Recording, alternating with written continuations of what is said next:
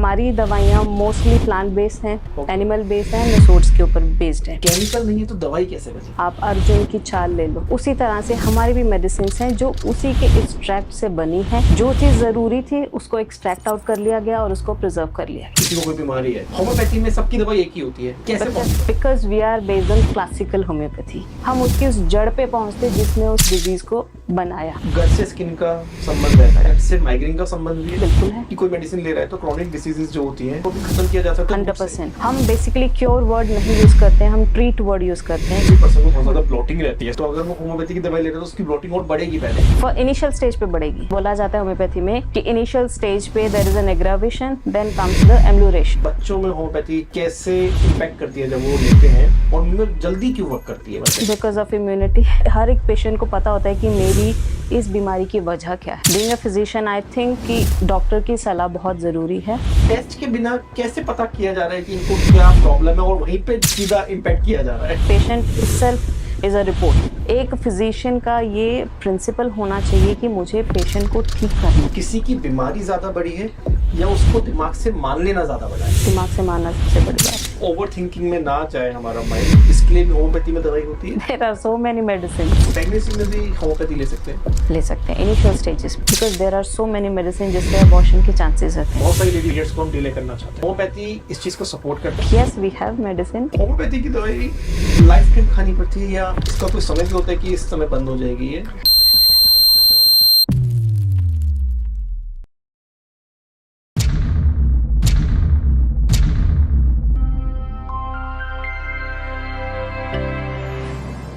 Doctor Amit ji, बहुत बहुत स्वागत है पॉडकास्ट बाबा में। कैसे हैं आप? बिल्कुल बढ़िया, आप बताइए। मैं बहुत अच्छा हूँ मैम। आज एक टॉपिक लेके आया हूँ, होम्योपैथी।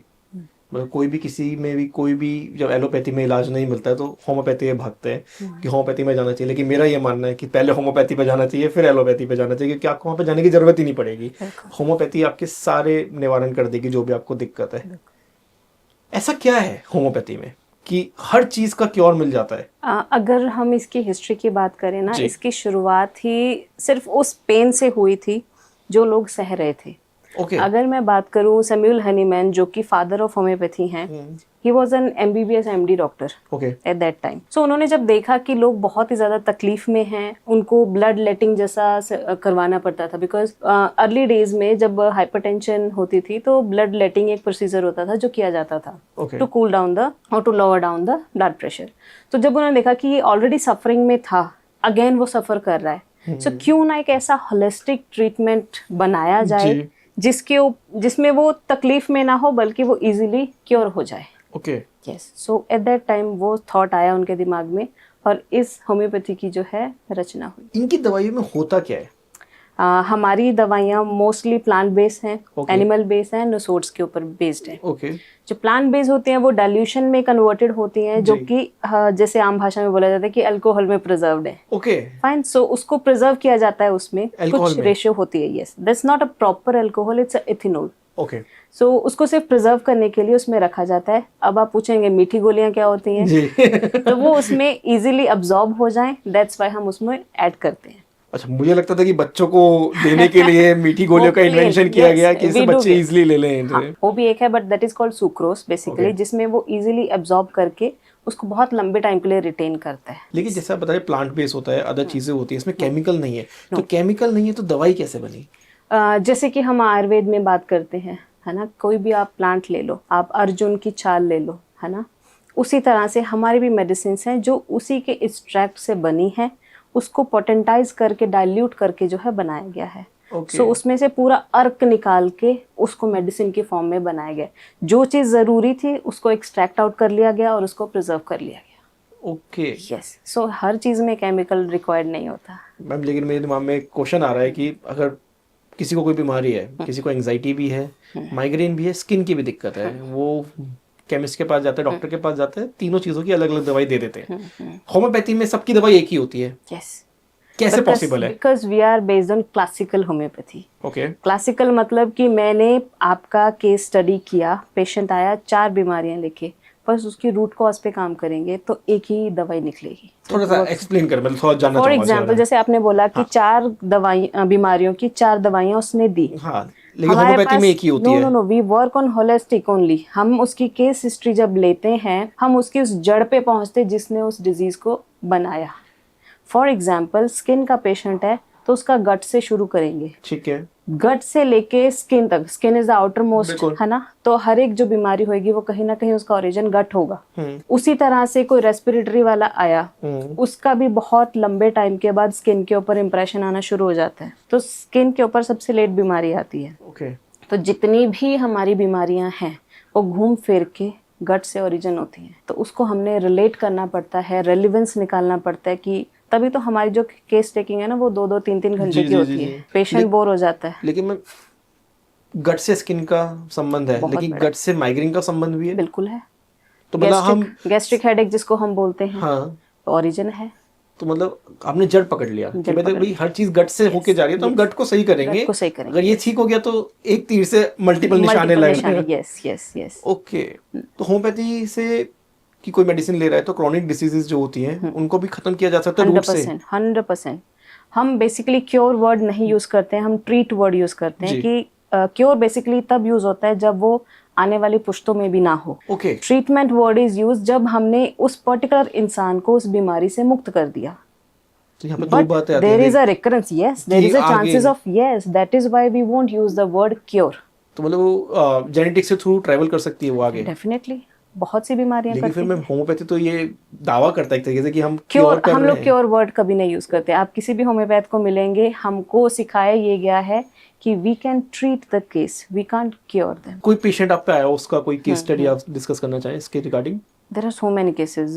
सबसे interesting case I think skin में होता है। ओके। बिकॉज स्किन में मल्टी लेवल सप्रेशन होता है। कोई भी पेशेंट आएगा वो स्टीरॉइड्स लेकर ही आएगा, वो ऑइंटमेंट्स लगा लगा के उसको सप्रेस करके आएगा।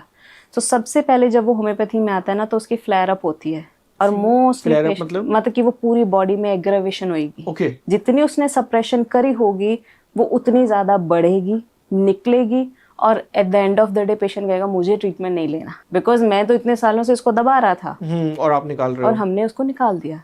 सो at that time mostly patient का जो है बिलीफ टूट जाता है, बट इससे बढ़ रही है, उनके दिमाग में ये आता है। यस, बट वो एक फेज होता है, उसके बाद उसने कम होना ही होना होता है। मतलब अगर किसी पर्सन को बहुत ज्यादा ब्लोटिंग रहती है सपोज, तो अगर वो होम्योपैथी की दवाई ले रहा है तो उसकी ब्लोटिंग और बढ़ेगी पहले, फॉर इनिशियल स्टेज पे बढ़ेगी, और लेटर ऑन वो उसको हो सकता है लाइफ टाइम कभी भी ना हो।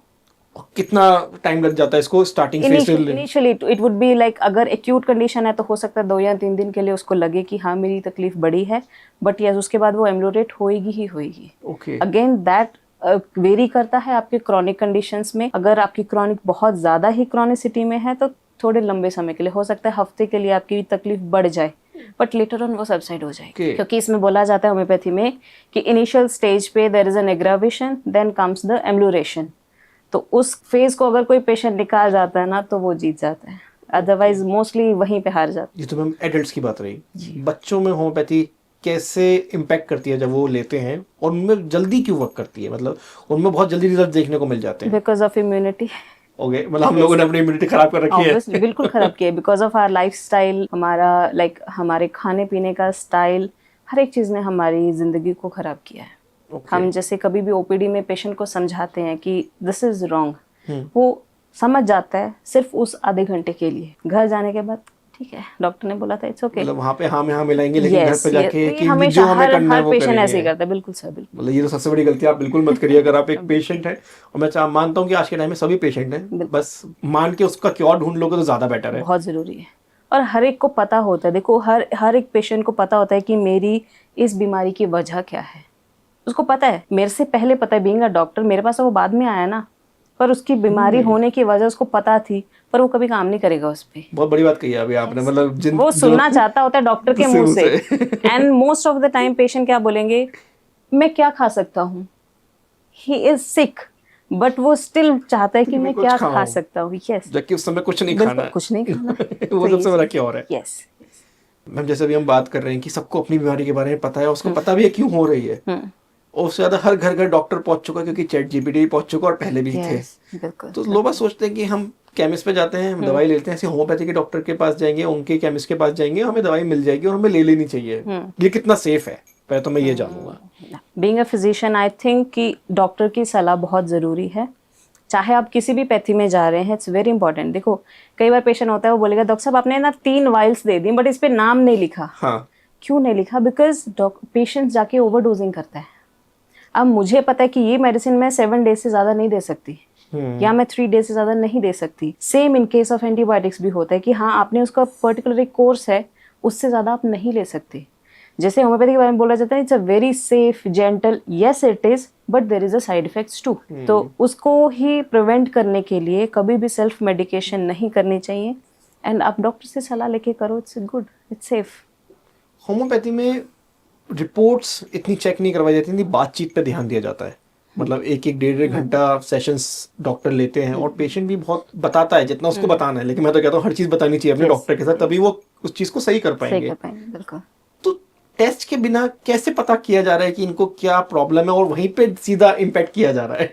ओके इसमें अगर मैं बात करूं, टेस्ट अभी इन्वेंट हुए कुछ सालों पहले। बिल्कुल। इससे पहले अगर हम अपने ग्रैंड पेरेंट्स की बात करें तो मुझे नहीं लगता कि वो रेलेवेंस था कोई भी टेस्ट का। एट दैट टाइम किसी ने हाइपरटेंशन नहीं सुनी थी, do they have headaches, correct, है ना। उनको कभी आपने शुगर नहीं सुनी होगी, डायबिटीज़ नहीं सुनी होगी। दे डू हैव बर्निंग, चिलमिलाहट होती है पैरों में, झंझनाहट होती है, they do have symptoms but they don't know about the disease. वो हमने इन्वेंट कर दी कि कभी भी प्रिक करो, रूल आउट कर लो। That is not at all.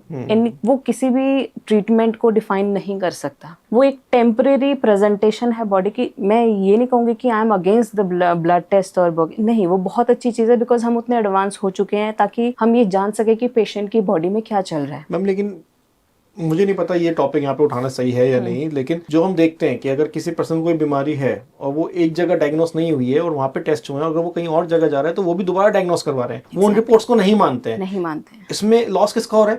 Patient का, क्योंकि उसको 2-2 बार अपना ब्लड देना पड़ रहा है और सारी चीजों से निकलना पड़ रहा है, तो वो पहले परेशान है। देखो मैं इसमें ना अपने पेशेंट को ये गाइड करती हूँ, मैं कभी ब्लड टेस्ट को या किसी भी स्क्रीनिंग को इतना रेलेवेंस नहीं देती हूँ बिकॉज मैं जानना चाहती हूँ कि तुमको तकलीफ शुरू कहाँ से हुई थी। करेक्ट, ठीक है। मोस्ट ऑफ द टाइम मेरी ओपीडी में पेशेंट के रिश्तेदार नहीं होते, कल्ला पेशेंट होता है, क्योंकि जो सच्चाई आपको वो बता सकता है वो उसके रिश्तेदार या कोई नहीं बता सकता, वो अकेला ही जाना भी नहीं बता चाहिए, सकता हमेशा, क्योंकि जो रिलेटिव्स या आसपास वाले जो बीच में ये ऐसे करता है, इसने ऐसे कर दिया, हम इसको बोलते हैं कि ये मत खाओ, नहीं, वो एक डिस्ट्रैक्शन है, वो उस पॉइंट पे पहुंचेगा ही नहीं। So 1 patient at a time, no relatives, ये लिखा हुआ है बाहर क्लिनिक के, नहीं आएगा। सो उस टाइम पे जब हम 1-1.5 घंटा उसकी कन्वर्सेशन करते हैं, it's like a session only, जैसे आपने पहले बोला, तो मुझे रिपोर्ट्स की जरूरत नहीं पड़ती है। वो रेलेवेंस तब आता है जब मुझे लगे कि इसको रिजल्ट क्यों नहीं मिल रहे। मैम डॉक्टर पे डाटाबेस ही इतना होता है, मुझे आज भी याद है फर्स्ट टाइम मैं होम्योपैथी के डॉक्टर के पास गया था, तो उनके कैबिन में घुसा तो मैं कहा फाइल्स लगी हुई हैं, मतलब मैं कहा इनके पास एक पर्सन का डाटा है कि इसको मैंने क्या दवाई दी थी और क्या चीज़ है। मतलब मोस्टली हम किसी और डॉक्टर पे जाते हैं, वो हमें हमारा प्रिस्क्रिप्शन दे देते हैं, उन्होंने 2 फोटो स्टेट करी उसकी, एक मुझे दिया, एक अपनी फाइल में रखा और एक अपने रिकॉर्ड्स में रखा, कि जिससे वो अगली बार मैं कभी भी जाऊंगा तो मुझे उनके सामने खुला चिट्ठा है कि भाई मैंने क्या डिस्कस किया था 1-1.5 घंटा लगा के, और उस हिसाब से फिर टाइमिंग कम होती चली जाती है चीज़ों की। एंड इनफैक्ट लाइक जाहिर सी बात है रिपोर्ट्स की उस टाइम पे जरूरत नहीं पड़ती, जब मेरे पास एक पूरी कहते हैं ना जैसे पूरी कुंडली है उनकी जी, तो मुझे इधर उधर देखने की या चीज़ें खंगालने की जरूरत नहीं पड़ती है कि और मैं क्या जानना चाहूँगी या क्या पूछूंगी। मैं patient itself is a report, वो आपके पास आया है, वो साक्षात रिपोर्ट ही है, उसमें से बस आपको एक्सट्रैक्ट आउट करना है। एक फिजिशियन का ये प्रिंसिपल होना चाहिए कि मुझे पेशेंट को ठीक करना है, उसको ठीक मैं किस हद तक जाके कर सकता हूँ ये डॉक्टर पे डिपेंड करता है। एज अ होम्योपैथी डॉक्टर आप हैं, किसी की बीमारी ज़्यादा बड़ी है या उसको दिमाग से मान लेना ज़्यादा बड़ा है? बिल्कुल, दिमाग से मानना सबसे बड़ी बात है, क्योंकि अगर आपने सुना होगा प्लेसिबो इफेक्ट होता है एक, है ना, कि माइंड में सोच लिया मुझे कैंसर हो गया, वो ऑटोमेटिकली डेवलप हो जाएगा। माइंड से सोच ले कैंसर है ना यार, मुझे पता है ना, मैं इसको ट्रीट करता हूँ, ऑटोमेटिकली ठीक हो जाएगा। Your mind set is everything. तो माइंड को ओवर थिंकिंग में ना जाए हमारा माइंड, इसके लिए भी होम्योपैथी में दवाई होती है? There are so many medicines, okay, तो मतलब फिर तो मैं ये मानता हूँ जो आईएएस आईपीएस की तैयारी कर रहे हैं बिल्कुल, या एग्जाम फियर के लिए बहुत अच्छी मेडिसिन है हमारे पास, बिल्कुल है। और वो भी जिसका कोई साइड इफेक्ट नहीं है, नहीं है, आपको बिल्कुल नॉर्मली लेनी है। समटाइम्स तो हम भी एग्जाम से पहले लेके जाते थे। Yes, there are so many मतलब फोकस बढ़ाने के लिए भी होती है ma'am? focus, yes. Patient is in brain fag, medicine, concentration lack, there is medicine. There's so many medicine, more than 5,000 medicines we have. ऐसा कोई पेशेंट आपके पास आया, आपने उसको समझाया कि आपको ये चीजें नहीं करनी है, आपने उसको दवाई दे दी, वो घर पे जाके, जैसे अभी आप पीछे कह रहे थे कि आधा घंटा हमारी बात सुनता है, उसके बाद नहीं सुनता है, वो अपनी लाइफस्टाइल चेंज नहीं कर रहा है, लेकिन दवाई टाइम पे ले रहा है, तो होम्योपैथी वर्क करेगी? डेफिनेटली वर्क करेगी। तो फिर हम लाइफ चेंज का उसको क्यों बता रहे हैं, क्यों करें? क्योंकि कुछ ना कुछ ऐसे फैक्टर्स होते हैं जो उसको बनाए रखते हैं। हर एक को पता है, देखो अभी ओबेसिटी बहुत कॉमन हो गई है ना, because availability of everything is very common. मुझे रात को 12 बजे भूख लग रही है, I have Zomato and all with me, correct, मैं कभी भी ऑनलाइन ऑर्डर करके I can have whatever I wish to, ठीक है। तो एक वो चीज़ें, तो उनको वो चीज़ें बताई जाती हैं। देखो प्रोग्नोसिस जो है वो हर डॉक्टर समझाता है कि ये तुम्हारी प्रेजेंटली बीमारी चल रही है, आने वाले टाइम में ये होगा जी। तो कई पेशेंट मान जाते हैं, कई पेशेंट नहीं मानते हैं, और जो नहीं मानते वो 2-4 साल बाद आते, डॉक्टर साहब आपने ना 4 साल पहले ऐसा बोला था, आते आते आते जब उनको वो हिट करते ना बात की, यार ये बात मुझे डॉक्टर ने बोली थी कि आज मैं डायबिटीज कंट्रोल नहीं कर रहा हूँ सर, आने वाले टाइम में पैर कटाना पड़ सकता है, कटवा के आते हैं कई पैर अपना। तो वो चीज़ें देखो, आपका डॉक्टर अगर आपको गाइड कर रहा है ना, उसको आपसे कोई मतलब नहीं है। सही बात है, वो आपका भला चाह रहा है। एग्जैक्टली, वो आपको समझना पड़ेगा बिना किसी इस परेशानी के, या ये सोचे कि पता नहीं ये मुझे ऐसा क्यों गाइड कर रहा है, या ये मुझे मेरी फेवरेट चीजें खाने से क्यों रोक रहा है। हमें कुछ नहीं लेना देना, आप जो मर्जी खाओ, जब तक आप हेल्दी, ठीक हो रही है आपकी ठीक होगी। जब तक आप हेल्दी हैं, आपका वर्किंग बहुत अच्छी है, खाओ, जितनी कैलोरीज ली है उतनी बर्न हो रही है, इट्स ओके, चाहे रात को 2 बजे भी खाओ, कुछ नहीं होता। बट यस, एक एज के बाद अपनी डाइट, अपनी कैलोरीज और थोड़ी सी अपनी जुबान आई थिंक बंदे को कंट्रोल कर लेनी चाहिए। बिल्कुल बिल्कुल, बहुत जरूरी। होम्योपैथी की दवाई लाइफ टाइम खानी पड़ती है या इसका कोई समय भी होता है कि इस समय बंद हो जाएगी ये? वो सर डिपेंड करता है आपके केस के ऊपर। अगर हमारे पास कोई साइकेट्रिक केस आता है तो यस, उसको हम थोड़े प्रोलॉन्ग टाइम के लिए खिलाते हैं, but not for the life time. And अगर कोई एक्यूट है तो वो तो विद इन 15 डेज ठीक हो जाते हैं। So it's always depend upon the case. इससे सिस्ट भी रिमूव करी जा सकती है? या बहुत अच्छे रिजल्ट्स हैं। तो जैसे अगर लेडीज की बात करते हैं, एज अ फीमेल डॉक्टर मैं जानना चाहूंगा, मोस्टली जो आज की जनरेशन में प्रॉब्लम है, ये जो मिलेनियल्स में भी है, जो आज के टाइम में आ रही है, ओवरी में सिस्ट हो जाती है। Yes yes. उसके क्या क्या एडवांटेजेस होम्योपैथी में आके उनको मिल सकते हैं, क्योंकि बहुत सारी लेडीज हमारे साथ जुड़ी हुई होंगी व्यूज में, वो मैं जानना चाहूंगा। नहीं बिल्कुल, होम्योपैथी में देखो, मैं ये चाहूंगी अगर किसी ने होम्योपैथी ऑप्ट करनी है ना, उससे पहले पेशेंस ऑप्ट करके आए। मोस्ट ऑफ द टाइम हमको जो चैलेंज आता है बीइंग होम्योपैथिक फिजिशियंस, मैंने आज आपसे ट्रीटमेंट शुरू किया, मुझे 4 महीने हो गए, मुझे रिजल्ट नहीं आया। उस टाइम ना हम एक्चुअली बोल नहीं पाते कि आपको पता है कि ये कितने साल में डेवलप हुई है। It's not in a day और सो, वो एक हफ्ते में नहीं आई है तो एक हफ्ते में जाएगी भी नहीं। यस, वो पेशेंट को समझना चाहिए। देखो आज के टाइम में इतनी इन्फॉर्मेशन है, इतना डेटा जो है पड़ा हुआ है, पेशेंट कंफ्यूज हो गए हैं, उनको पता ही नहीं है किसकी सुने, किसकी माने, क्या करें। एग्जैक्टली। तो ये मैं रियली आपको अप्रिशिएट करूंगी कि आपने ये इनिशिएट लिया, क्योंकि ये बहुत ज़रूरी है आज की जनरेशन को, या हमारे पेरेंट्स को भी अनलर्न करवाना बहुत सी चीज़ें, बिकॉज हम लोग फिक्स हो चुके हैं। कोई ये बोलता है, कोई ये बोलता है, ऑल आर कंफ्यूज्ड। भ्रांतियां बनी हुई हैं मैम, जिनको तोड़ना बहुत जरूरी है। मैं ये नहीं कह रहा हूँ हर भ्रांति गलत है, लेकिन हर भ्रांति ठीक भी नहीं है। एग्जैक्टली। तो लेडीज को कैसे रिलीफ मिल सकता है? मिलता है, देयर आर वेरी मतलब मैं आपसे वो आंसर चाह रहा हूँ इसमें कि जिससे लेडीज, एलोपैथी में बहुत ज़्यादा साइड इफेक्ट्स होते हैं, मैरिड लाइफ में बहुत ज़्यादा देखा जाता है, इनफर्टिलिटी वगैरह बहुत सारी चीज़ें आ जाती हैं। होम्योपैथी में अगर वो आती हैं, मैं ये नहीं कह रहा हूँ कि तुरंत रिजल्ट मिलेंगे, लेकिन जब रिजल्ट्स आएंगे तो किस लेवल के आते हैं? क्योंकि आप इतने सारे पेशेंट से मिलते होंगे तो बहुत सारे क्वेश्चंस आपके पास होंगे कि जो लोग नॉर्मल रहते हैं, वो मैं जानना चाहूँगा।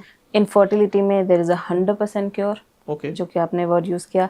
पीसीओडी में yes there is a, but वही है कि ट्रीटमेंट लिटिल प्रोलॉन्ग्ड। सिस्ट के बारे में जानना चाहूँगा, ओवरी सिस्ट में हम बात कर रहे थे। बहुत अच्छे रिजल्ट्स हैं sir, without any. No, removal तो हम कभी भी नहीं बोलते, बहुत अच्छा रिजल्ट्स हैं। अगेन टाइम देना पड़ेगा, जो बोला जाएगा उसको फॉलो करना पड़ेगा। If you follow that 100% results हैं।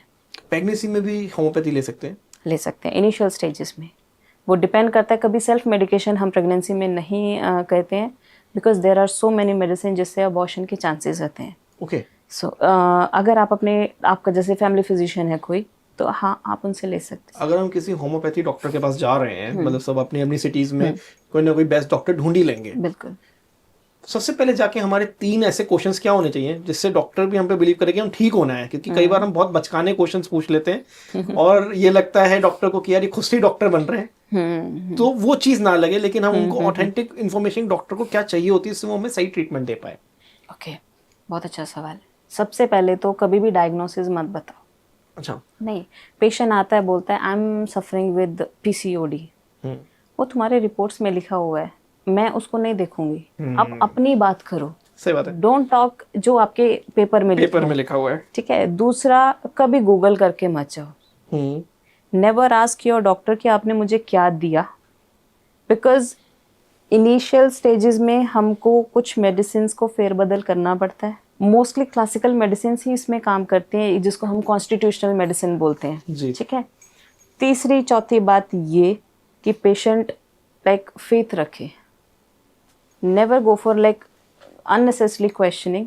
आपके जो भी है, जहाँ से शुरू हुई थी बीमारी आपको नहीं पता, बट आपकी जो हिस्ट्री है वो बचपन से शुरू हुएगी। करेक्ट। ठीक है। जैसे कि मैं अपने पेशेंट से बात करने जब शुरू करती हूँ तो मैं ये बोलती हूँ कि शुरू से शुरू करते हैं, जब आपको लगा कि आप बीमार हुए थे, चाहे वो आप 2 साल के थे, चाहे वो आप 20 साल के थे, आपको जब भी याद है, जब भी याद है, जब भी लगा कि हाँ ये मेरी, चाहे वो जुकाम ही क्यों नहीं था, क्या की बॉडी ने आपसे बोला हो कि मैं बीमार हूँ, वो बताओ। एग्जैक्टली। अभी कुछ फीमेल्स आती हैं, हमने कैंपिंग के लिए जाना है, तो we have to delay our periods, तो there are so many reason of PCOD और इनफर्टिलिटी दीज डेज। हम अपना अगर जो नॉर्मल साइकिल है उसको भी सप्रेस करते हैं, that is also a disease condition. ये मेरा नेक्स्ट क्वेश्चन था, ये आपने ले ही लिया। बहुत सारी लेडीज में होता है कि अगर हम कहीं टेम्पल विजिट करने जा रहे हैं, हमारे घर में कोई फंक्शन है, तो हमने पीरियड्स को हम डिले करना चाहते हैं, तो होम्योपैथी इस चीज को सपोर्ट करता है आई गेस, क्योंकि हर चीज की मेडिसिन होती है तो इसकी मेडिसिन होगी, बट डॉक्टर इस चीज में कितना साथ देते हैं पेशेंट का कि आप डिले करें या ना करें, वो जानना चाहूंगा। सर ये तो आपने रिलीजियस क्वेश्चन पूछ लिया। एक्चुअली में देखो क्या है, मैं सिंपल सी बात अब बोलूंगी कि हम जिस देश में रहते हैं, हम सबसे ज्यादा देवी को मानते हैं। So how come we talk about the period? किसी भी कहीं पे भी नहीं लिखा हुआ कि इस दौरान फीमेल विजिट नहीं कर सकती। बट मैम ने पीछे बात कही ना, भ्रांतियां, बहुत सारी भ्रांतियां ऐसी हैं हमें जो तोड़नी चाहिए। एक्चुअली में जो ये जनरेशन वाइज जो कैरी फॉरवर्ड हो रहे हैं ना, इसको तोड़ना बहुत जरूरी है, क्योंकि ये कहीं नहीं लिखा, किसी शास्त्रों में नहीं लिखा। देखो मैं ज्यादा ज्ञानी नहीं हूँ, बट मुझे इतना पता है कि yes it's nowhere relevant. Correct. आपने कामाख्या जो आसाम में है मंदिर, उनके बारे में सुना होगा। सो इट्स नोवेयर रेलेवेंट, वहाँ तो पूजा करी जाती है। बिल्कुल बिल्कुल। तो ये बहुत सी चीजें हैं जिनको हमको अनलर्न करवाना पड़ेगा। हो सकता है हमें अपनी नानी दादियों को भी इसके लिए प्रिपेयर करना पड़े, बिकॉज वो देखो हमने उनके सेंटिमेंट्स को भी हर्ट नहीं करना। वो बिलीव उनका था, let it be with them only, but logically अगर देखे, बिकॉज आज की जो जनरेशन है ना, वो लॉजिक ढूंढती है, हर बात में लॉजिक ढूंढती है। तो इसका सच में कोई लॉजिक नहीं है, तो हम विजिट कर सकते हैं, but yes we have medicine, तो कर सकते हैं। सेफ है डिले करना होम्योपैथी के थ्रू? नो होम्योपैथी के through not at all, not at all sir. Even अगर आपको कोई भी नेचर कॉल आ रही है ना, चाहे वो यूरिन ही क्यों ना हो, उसको भी रोकना अच्छी बात नहीं है। ठीक है। उसके बहुत से लेटर ऑन हमको बॉडी में दिखती हैं चीजें, बट किसी भी नेचुरल जो भी हमारे अर्जेस हैं या जो भी एक नेचुरल साइकिल है, उसके साथ कभी डिस्टर्बेंस नहीं करनी चाहिए, छेड़छाड़ कभी भी नहीं। Okay. No not at all. Ma'am females की बात कर रहे हैं, फीमेल्स पे ही बात करूंगा थोड़ा सा और। फीमेल्स से ज्यादा प्रॉब्लम रहती है पिंपल्स की। कहीं फंक्शन में जाना है, पिंपल्स आ जाते हैं। ठीक ठीक ठीक। पिंपल्स कभी ना आए तो होम्योपैथी उसमें कैसे हेल्प कर सकता है? देखो इसमें सिंपल सी बात है, हार्मोनल इम्बैलेंस जब होता है, बिकॉज मोस्टली जो पिंपल्स होते हैं वो टीन एज में आते हैं जी, तो उस टाइम पे जो आपके हार्मोन्स हैं ना, वो बहुत ही इम्बैलेंस्ड होते हैं। तो या तो बैलेंस योर हार्मोन्स, उसमें मैं मोस्टली फीमेल्स को ये एडवाइस करती हूँ कि देखो उस टाइम केमिकल्स यूज मत करो। कहीं आते हैं कि हमने पील ऑफ किया, हमने कुछ ऐसी क्रीम्स यूज करी, बट हम और खराब हो गए। वो एक नेचुरल फिनोमिना है, वो बाय द टाइम अपने आप स्टेबल हो जाएगा। Once you are out of your teen ना, तो ऑटोमेटिकली वो सबसाइड हो ये भी जाएगा। कहा जाता है कि जब पिंपल आया है हमारे तो हमारी पेट में गर्मी बढ़ गई है, इसलिए हमारे हाँ, पिंपल। मैं आने वाली थी उस पॉइंट पे कि इट्स अगेन आपके The gut. गट से ही रिलेटेड है। तो जहाँ हमने यस स्टार्ट किया था वहीं आ गए हम दोबारा। सर, हमारी जिंदगी शुरू गट से होती है अगर हम देखा जाए। गट ही आपको माइंड से पागल भी कर सकती है और माइंड Yes. से तंदुरुस्त भी बना सकती है। बिल्कुल, इट्स ऑटोमेटिकली मतलब कि vice versa it's. Grey hairs के बारे में थोड़ा बात करूंगा, जेंट्स में, फीमेल्स में, और आज तो अर्ली एज में 20-21 के बच्चों में भी मतलब दिख जाता है। तो ये क्योर किया जा सकता है इजीली या हार्ड है? नहीं, इसमें बहुत से मिथ्स हैं। बहुत लोग ये दावा करते हैं कि किया जा सकता है, बट नो, कोई भी चीज़ नेचुरली इफ हैपन ना, वो नहीं दोबारा से हो सकती। As per my experience Okay. हो सकता है कई लोगों का रिवर्स की एक्सपीरियंस जा सकती है थोड़ी सी, नहीं, हम प्रिवेंट कर सकते हैं कि आगे ना बढ़े। आगे ना बढ़े। यस, वो हम कर सकते हैं। ओके, बट जो हो चुका वो रिपेयर नहीं हो सकता। वो डैमेज खा चुके वो हैं हो आप। चुकी, यस, वो डेफिशिएंसीज है बॉडी में। आपकी डाइट अच्छी नहीं है, आपका लाइफस्टाइल कैसा है, आपका स्ट्रेस कैसा है, इमोशंस कैसे हैं, इमोशंस को दबाते हो, एक्सप्रेस करते हो, एवरीथिंग डिपेंड्स ऑन दैट। कितने साल के बच्चे से हम लोग होम्योपैथी स्टार्ट कर सकते हैं उसकी? मैं तो कहती हूँ पैदा होते ही। पैदा होते ही किस होम्योपैथी दवाई की उसको जरूरत है? अगर इम्यूनिटी की बात करें सो हाँ। There are so many. मैं नाम इसीलिए नहीं लूंगी बिकॉज लोग मेडिकेशन बिल्कुल। सेल्फ करेंगे। फिर देखो, कलकैरिया फोर्स बेसिकली बच्चे सो 6वें महीने से शुरू कर देते हैं। 6 मंथ से लेके 2 या 3 इयर्स तक हम उसको कंटिन्यू दे सकते हैं 6x पोटेंसी में, because it strengthen the bones. उसको टीथिंग में बहुत ही बेनिफिशियल है। ये तो बहुत से कुछ ऐसी मेडिसिन है जो हर एक को पता है, हर एक को पता है। फेरमफॉस हम अगर लिटिल बिट फीवर है तो हम वो दे दें, तो it's a very tabulated form में आता है, तो वो इजीली बच्चा उसको खा भी लेता है और कर सकते हैं। जब बच्चे थोड़े बड़े हो जाते हैं मैम, मोबाइल इतना बड़ा शैतान है घर का, मोबाइल उनके हाथ में आ जाता है और उनकी आंखें खराब कर देता है। बिल्कुल, तो आईसाइट को हम रिवर्स कर सकते हैं? रिवर्स तो आप कह रहे हैं नहीं आईसेट में there are so many things. देखो, अगर वो इनिशियल स्टेज पे हुई है, बच्चा है, तो yes we can correct. Okay, it's again a controversial answer कि हम कर सकते हैं, करेक्ट कर सकते हैं, बट क्या है कि जैसे जैसे वो उस चीज़ को कंटिन्यूटी में रखेगा तो ऑब्वियस सी बात है कि नहीं हो पाएगा। बट इनिशियल स्टेज में with diet and with few medications हम कर सकते हैं। थैंक यू मैम इस so much. पॉडकास्ट में जुड़ने के लिए। Thank you so much sir. अगर कुछ आप बताना चाहें हमारी ऑडियंस को, सो प्लीज़। मैं बस यही कहूँगी कि देखो, कोई भी पैथी जो है वो बुरी नहीं है। हर एक पैथी की अपनी अपनी ब्यूटी है। अगर मैं अपनी पैथी की बात करूँ तो आप लोग पेशेंस रखो। देखो, हैनीमैन ने कहा था कि होम्योपैथ फेल हो सकता है किसी भी केस को ठीक करने में, बट होम्योपैथी कभी फेल नहीं हो सकती। उसी तरह से बाकी पैथीज भी हैं। हो सकता है कि आपका डॉक्टर आपको समझ नहीं पाया, बट इसका मतलब ये नहीं है कि वो पैथी गलत है। सो कभी भी किसी भी चीज़ का डिसीज़न इतनी जल्दी मत लिया करो। सेहत बहुत ज़रूरी है, अपने हेल्थ को इम्पोर्टेंस दो और कोशिश करो कि आप एक ही डॉक्टर को पकड़ के रखो मरते दम तक, सो दैट कि आपको अपनी बॉडी में जो आप ना समझ नहीं पाते हो उस टाइम पे कि आप अपने आप को कितना डैमेज कर रहे हो।